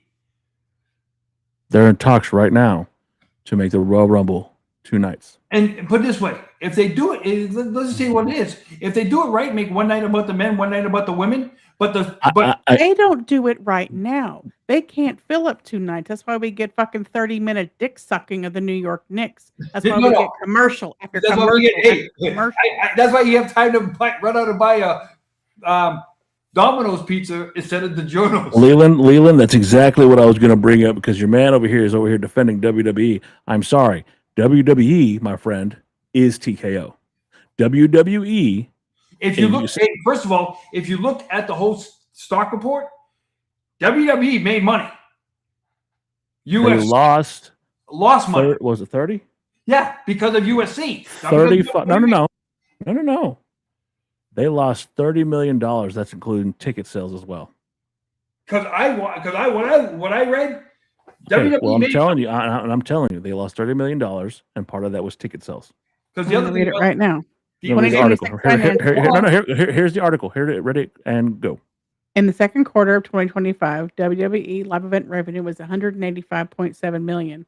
This year, the live event revenue dropped $33.7 million to $152. Okay. Due to a decrease in ticket sales revenue, but they're trying to say it was almost exclusively due to WrestleMania in Vegas compared to the prior year period. And another reason why is, if you look, is because they had to pay out the shareholders thing for the it was like $105 million or something like that. They're paying 105, and it was just put out that Vince McMahon now has to pay $42.5 million as part of that settlement. Yeah, so they said if you take away that loss, you're fine. That's what they would say. That's what I heard. So you're going to tell me that they're not trying to scramble to give better press? Like, no, this is why. This is why. When we have talked for weeks on end about that, they're going to lose money. They're going to lose money for this ticket. These high ticket prices. They're going to lose money. Look at WrestleMania. Hey, Dan, that bitch was half full. Here's something Lee will even agree with me on.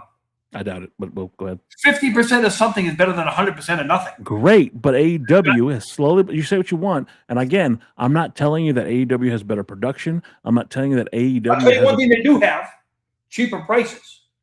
Oh, absolutely. And a quality show. Now, and again, I will say this. AEW, case in point, buying you that shirt that says Sickos on it, understands their market. They understand, and they're okay. So a lot of people. Thank you, Leland. Thank you. Now, a lot of people will say that WCW was completely wrong in everything they did, and what they did was horrible and great. Okay, they also have Megan Bain. They absolutely have Megan Bain, Leland. The cruiserweight division was something that WCW did better than WWE ever could do. They could never get it right. They had their own light heavyweight division. They had Taka Michinoku against Brian Christopher over and over, and it never fucking drew a dime. I'm sorry. WCW had Rey Mysterio Jr. They had Psychosis. They had Hoovy Juice. They had all these different guys, and it was over because those first matches in the cruiserweight division are what kept you. It's how we got to know guys like Eddie Guerrero, Dean Malenko, all these guys that came up. Great. AEW has followed that. Again, Leland, that was an Eric Bischoff idea, 100%. And you know what? AEW's copied that. You see some of the best cruiserweight luchador action anywhere in the world, whether it's the Japanese stars, whether it's the Mexican stars, whether it's the European stars in AEW. Great. Okay. ECW, for all it has and all the people shit talk about it, there was a fucking audience for that barbarism and crazy fucking violence. Hi, I married one of those sickos. And I can honestly say, the first time I went to an event for ECW, and at the end of the night when everybody threw their chair into the ring, and I looked at the guy I went with, like, what the frick is this? Oh, this is what we do. It's what we do. I was like, fan. And so there's a fan base for that. So they're hitting that market. There are people that love tag teams more than anything else, and AEW's hitting it. The tag team division there is solid. They just got the Motor City Machine Guns. They're about to get the fucking New Day. And if they fuck around and find out, they're going to get DIY because Tommaso Ciampa and Johnny Gargano are going to tear the house down there. But where do you expect all these people to be? Tony Khan himself came out and said, I cannot sign everybody. Yeah, but there's times when you have to say, you know what? But I can sign that one. So you're going to tell me right now. What I'm saying is, what can you tell me that the Motor City Machine Guns are going to bring to that product? What can you tell me? I mean, it's like... So, again, this may not be for your liking because I understand that you're more interested in the main event picture, and I get that. But you have a company that can't even get their fucking main events right in WWE. They have a dismal fucking women's division. Their women's tag team division is what the fuck? The Bella Twins? What the fuck? What the fuck are you doing there? You have that. And absolutely, they may have Bailey by the end of the fucking year. Now, say what you want to say. You know what? In WWE, could have What's her If name? you add ER to something, I'm going to laugh my ass up. But go ahead. I'll give you time. No, No, go ahead. Britt Baker. They could have Britt Baker. And whoop-de fucking do. Oh, now it's whoop-de-do. I like Britt Baker, but if that's the choice she makes, she might be better off there. Good for her. Great for her. Make that money while you can. Because right now, they're doing all that, and they still have a heart, because in a couple of weeks, they're having a whole entire special called a Rebel Heart Show. And all proceeds are being donated to ALS and the wrestler Rebel. And I watched that promo she did. I broke down in fucking tears, because for someone who knows she's looking at death's door, she smiles, she's happy, she's grateful for every moment of her life. And you know who cares about that shit? Say what you want. You can call it a company. You can say they're heartless. Tony Khan. No different than when we argued about what he did for Owen Hart and his family. They continue to again. I am a wrestling fan. First of all, I will always say it like this. I think Owen's wife is does what she does just for the money. That's all I think she does. And I'm sorry if you don't want to believe that. I don't believe that. But I think it's all about the money. Because if it was all about the money, she would have gave her shit over to WWE. No, it was about the money. She just didn't want to do money. Because I'll tell you this right now. They killed her husband. And I'm saying to you this right now. I can tell you how it's about the money, because she got her $18 million from WWE. Hold on, let me remember. You're right, Leland. Does WWE still do breast cancer or Connor's Cure? They don't promote it anymore. No. Oh, wow. Oh, damn. No. WWE doesn't do it. TKO. No. Now that TKO does it, no. No. Okay. So, who sold to TKO? Listen, you can say it as much as you want. Did you honestly believe this guy, when he sold the company, that he would believe they would upend it the way they have? I think that he didn't. No, I think he got played. I think he got played. But I also think that he had a son and a daughter and a son-in-law who would have taken that company over. And you're not going to tell me that Vince didn't have enough money to just move the company. Listen, he made a fucking decision because the board of directors were tired of his shit. Let's call it like let's call it like it was. He only owned a majority of the shares. All he owned was a majority. And in any business, when you own the majority of the shares and you decide to sell, watch this. Watch this. Watch this. What? No. Watch this. Somebody can always jump in and buy your majority. Don't blame him for his kids not jumping up and buying the majority. No, watch this. There was a moment where a Mr. Vincent Kennedy McMahon was being outwitted and made to look stupid because the shareholders were not voting in his favor anymore. So much so that he fired two of them? He fired two of them, right? Two of them. And then replaced them with some of his yes people. And he was going to get sued because he fired those people without cause. He fired them because he needed more votes on his side so he could make a sale. And he sold the company because he is no longer the booker and because his protege, son-in-law. I'm not praising him for doing it. But when you're the CEO of a company and you have the power to do that. And how did that work out for him? It blew up in his face. Shane, I'm just saying. Hold on. Shane, I think Leland had it right. Shane, Stephanie, and Paul would have kicked Vince out. Let's just say it. When Stephanie left once Dad came back. Why do you think she left? Because she didn't want to put up with that. I'm just saying to you like this. I'm not saying anything wrong other than the fact. I'm not saying that he did wrong. This part.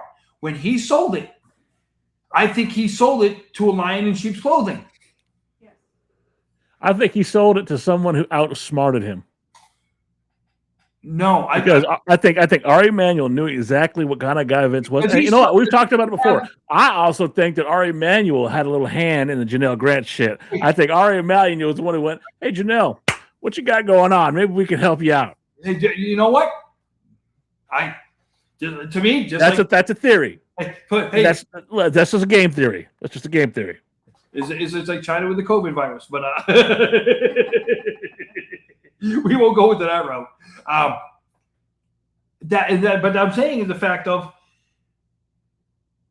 there's got to be a time to where it's all really going to come out, and you know when that's really going to come out is after his death. We're going to find. But see, it says I don't give, and I'm not trying to. Look, you know my feelings on Vince. Don't give one single solitary fuck, and I'll quote him for you. Ari Emanuel didn't fuck Vince over. Vince McMahon fucked Vince over. And the fact of the matter is, he took a family business that he bought from his father, which he should have absolutely handed down to 3 capable individuals. You could have put those 3 in any roles and they could have succeeded. You make Paul Levesque the booker, you put Shane in Vince's position, and you put fucking Stephanie as the fucking business liaison for the rest of that company. And God, there would be no fear or worry or have to compete with AEW because AEW might not exist. Have you ever gone into business with family? They did it for 40 years. No, but have you ever gone into business with family? The McMahon family is not exactly what you would call your typical. But you're going to side. Look, I know he's a piece of shit. He told his own son to fucking stick a knife in his chest. If you think they were called a functional, I think that he was a bitter piece of shit who didn't realize, who didn't want to admit that time had passed him by. I'm just saying that was not a functional family. Okay, and I'm telling you, they didn't have competition for years, so they could shove people like. And again, congratulations on his retirement, but they shoved John Cena down our fucking throats for years because there was no legitimate competition. And then you had a little company, 3 letters, called All Elite Wrestling that came and put them on their asses for a short period of time, but they put them on their fucking asses. They did that. They did it. They shot a shot. They wounded the fucking monster. So what happens? The company says, we got to get Vince the fuck out of here. This old booking style of his of fucking pushing John Cena to the fucking moon, we got to get rid of that. And they did because they were doing Roman Reigns to be John Cena 2.0, and that wasn't fucking working. So then they move up Paul Levesque. They started this shit, and I understand that the bloodline started when Vince was there, and I get that. I get it. They got rid of Vince because Vince's booking is horse shit. Instead of Vince accepting that time had passed him by, and he was nothing more than just a fossil. He took his ball and went home. He went down to the neighbor's house. Ari, they're kind of keeping me out of my business. Well, you know what Ari said? Well, Vince, we can't have this company without you. You're the greatest promoter of all time. We got to have you. You know what? We're going to form a company. We're going to mix the UFC, who's losing money, but you're going to bring us back. We're going to make TKO. It's going to be fucking amazing, Vince.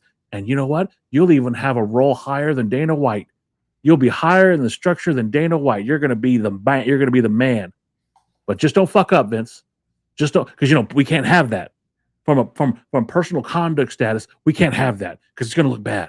But I know you won't though. But I need to put this clause in there to protect me. Less than fucking 3 months later, Vince is fucking out of his office because of fucking bullshit that came up with Janelle Grant.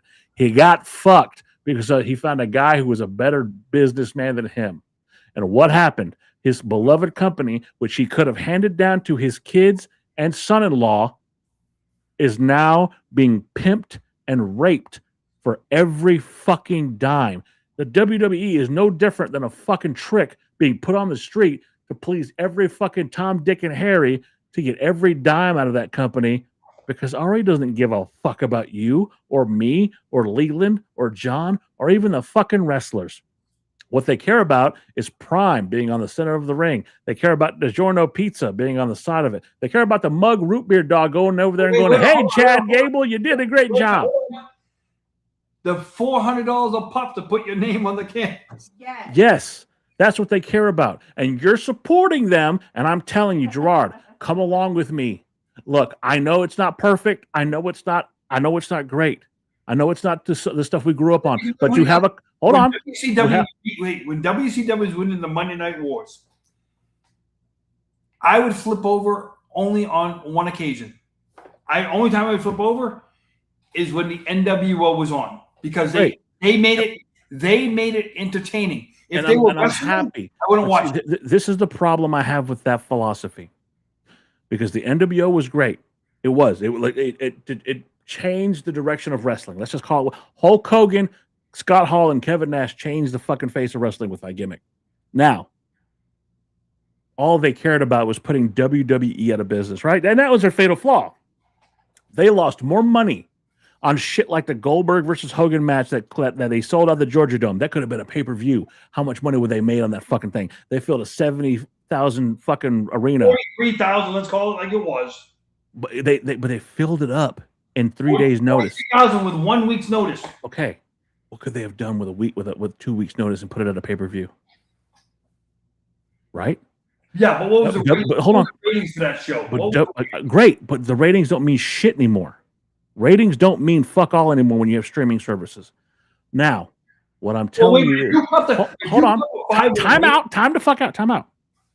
What you have now is a company that is not trying to compete with WWE. They're just trying to carve out their own fucking mark. They're trying to do their own thing. And granted, you don't have to like it all, Gerard, but at least they fucking care about you as a fucking fan. Where the other company, they want your fucking money and everything. Look, this fucking shirt that I've been showing all fucking night is better quality than the horse shit that I'm getting from WWE. That picture on it better be.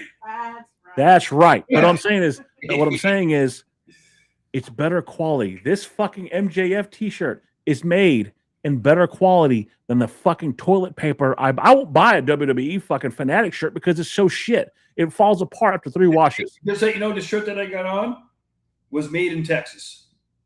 What I'm saying is, I'm asking you. Look, we're still going to cover WWE. We're still going to talk about WWE. We're still going to talk about the main events and everything else. Give AEW the legitimate shot it deserves. Hey, listen, 2 weeks time, I'll be sitting in front of my TV watching that thing from London. Okay, that's all I ask. But see, I understand it's never going to be the past. I'm not going to watch the whole 6-hour show because it starts at 2:00. Because you need, look, I get it. You go to bed at 6:30. You have your fucking dinner at 5. I get it. You have your late night special. I know that Saturday nights when we do this show, you stay up late and you have to put your big boy pants on, and then you go take your Metamucil and you go to bed. I get it. I understand. From the neck down, I got clothes on. I'm aware because as soon as it's over, you don't want me standing up. I know you wear the pajamas with the hole in the back, and you got the old man sleeping, and you wear your little candle to get down the hallway. I still got underoos. This motherfucker over here. Because they're fun to wear.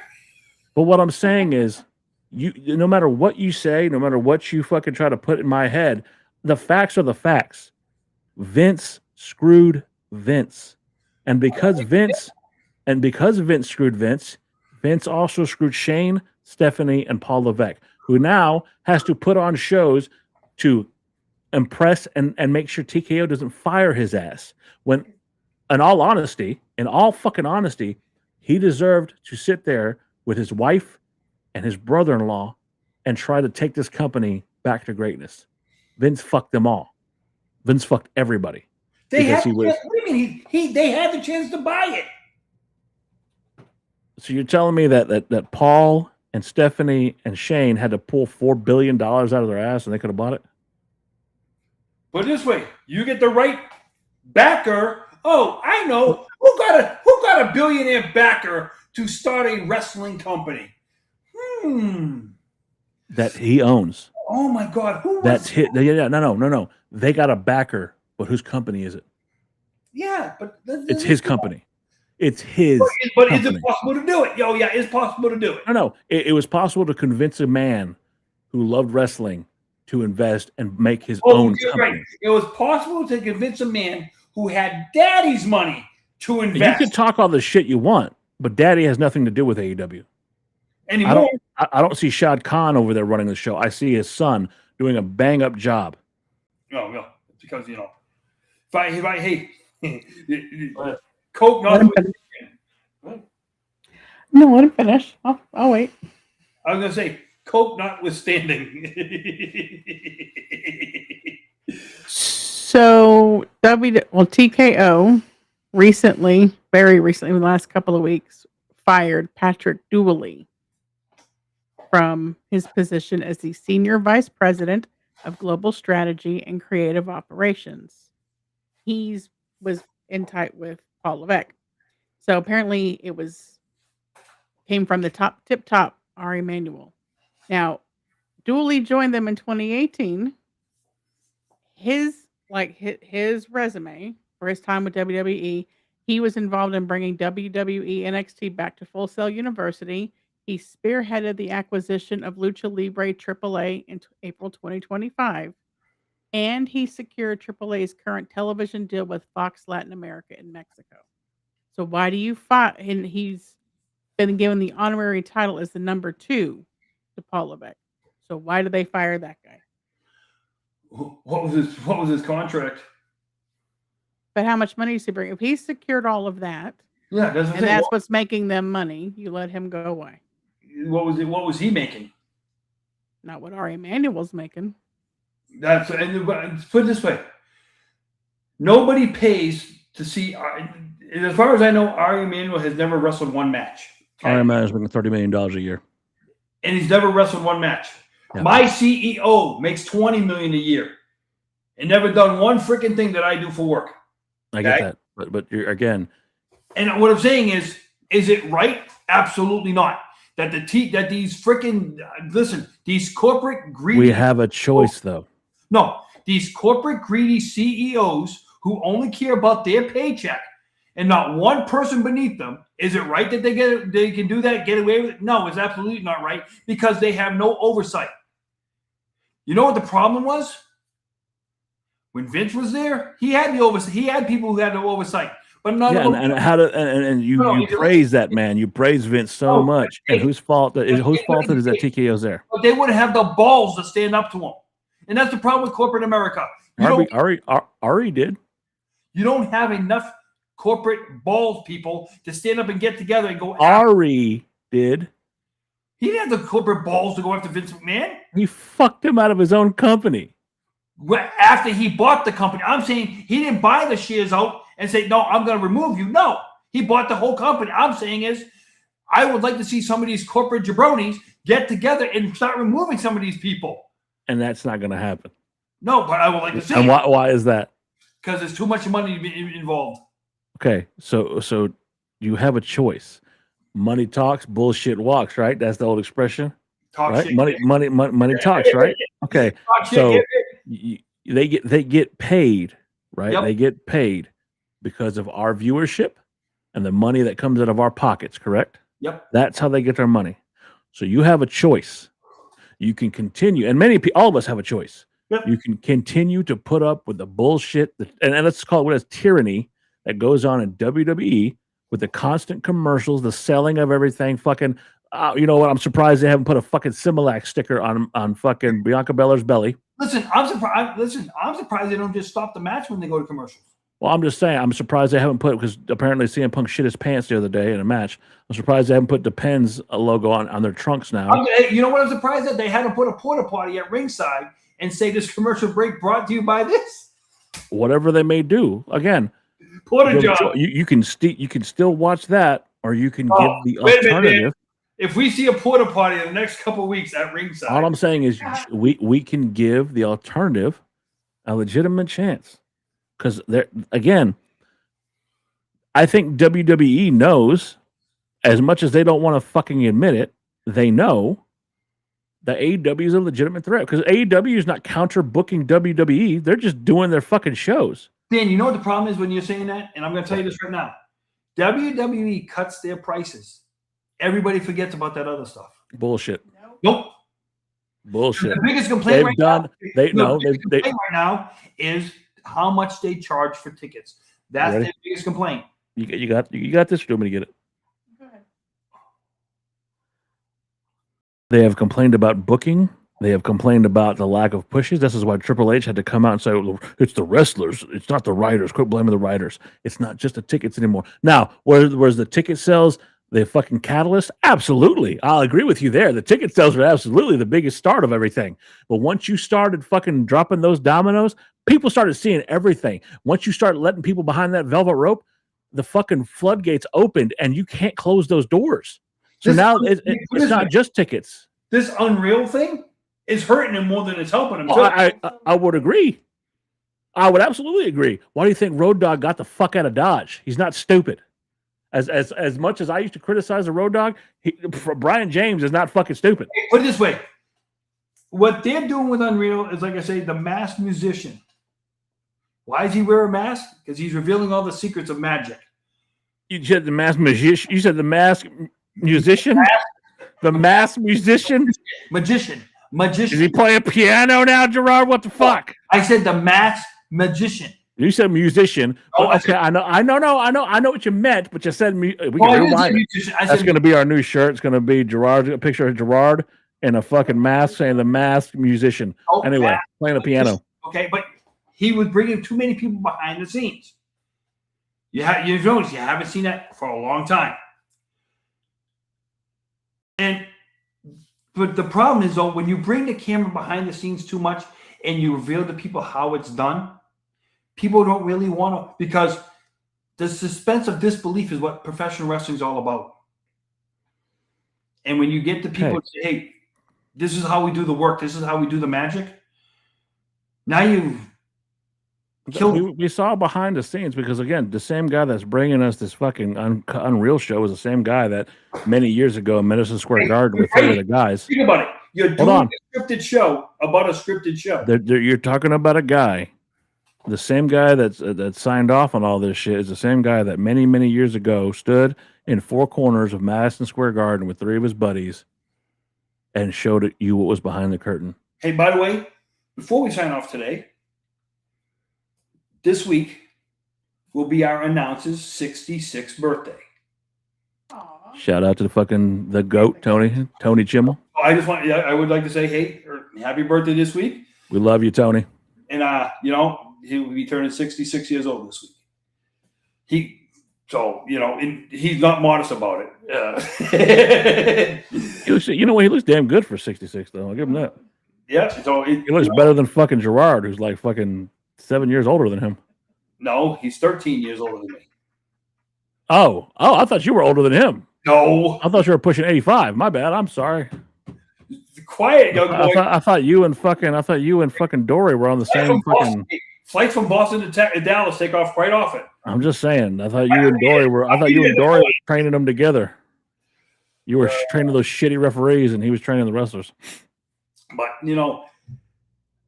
the one thing I would honestly say, though, from what I watched Monday, what I watched last night, what they're building up, what came out of SummerSlam I thought was a good show. Right. What they've done the two shows since did not come off the reflection of what happened at SummerSlam. I'm glad Stephanie's back, but they kind of needed her back.